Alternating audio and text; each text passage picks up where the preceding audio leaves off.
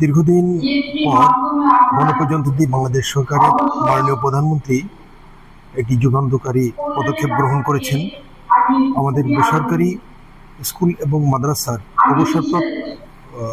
অবসরপ্রাপ্ত যত শিক্ষক কর্মচারীগণ দীর্ঘদিন যাবৎ অবসর কল্যাণ ভাতা পাচ্ছেন না। অনেকে ইতিমধ্যে অবসর কল্যাণ ভাতা না পেয়ে রোগগ্রস্ত হয়ে ধুকে ধুকে মৃত্যুবরণ করেছেন। আজকে মাননীয় প্রধানমন্ত্রীর যুগান্তকারী পদক্ষেপের কারণে এ সকল মানুষ অনেক উপকৃত হলো। এই জীবন সায়নে এসে এই অবসরপ্রাপ্ত মানুষগুলো তাদের বিভিন্ন ব্যক্তিগত চলাচলের এবং সংসারের বিভিন্ন প্রয়োজনে যে আজকে আর্থিক সুবিধাগুলো তারা ভোগ করতে পারছে, এটা এজন্য মাননীয় প্রধানমন্ত্রীকে আমি ধন্যবাদ জানাচ্ছি। আমি আব্দুল সালাম বিশ্বাস, খানপুর সিদ্দিক প্রাক্তন সরকারি শিক্ষক।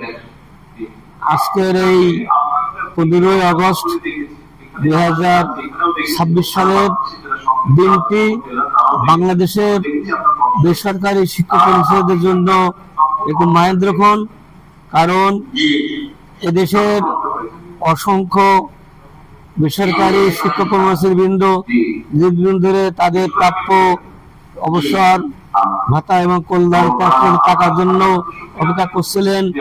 তাদের দীর্ঘদিনের সেই অত্যন্ত আশা আকাঙ্ক্ষা আজকে বাস্তবায়িত হয়ে যাচ্ছে। যে আনন্দিত এবং উল্লাসিত, খুব প্রধানমন্ত্রীকে বহুত প্রশংসা করেছে যে বর্তমান যে সরকার ছিলেন সেই সরকারের আমলে আমরা আমাদের টাকা 4 বছর 5 বছর আমরা দেখেছি টাকা তুলতে পারিনি, বৃদ্ধ হয়ে মরে গেছে, অনেক টাকা পায়নি, মারা গেছে, চিকিৎসা অভাবে মারা গেছে, টাকার অভাবে।